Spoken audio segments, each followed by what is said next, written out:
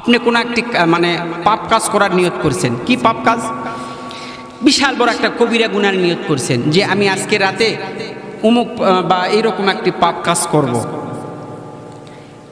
এই পাপ কাজের নিয়ত যখন আপনি করছেন, তখন ওই পাপ কাজ যত বড় হবে, আল্লাহকে এবং রাসূলকে খুশি করার জন্য যদি সেই পাপকে আপনি এড়িয়ে যাইতে পারেন, তবে আপনার ঈমান তার থেকে, পাপের থেকে বড় করে দিবেন স্বয়ং মহান আল্লাহ তাআলা। পড়েন সুবহান। তবে ঈমান যাদের কম, তাদেরকে আল্লাহ নবী সাল্লাল্লাহু আলাইহি ওয়াসাল্লাম একটা দোয়া শিখিয়ে দিয়েছেন। তোমার ঈমানের জোর যদি কমতি হয়, তবে এই দোয়াটা নিয়মিত পড়ো, তোমার ঈমান বেড়ে যাবে। পড়েন সুবহানাল্লাহ।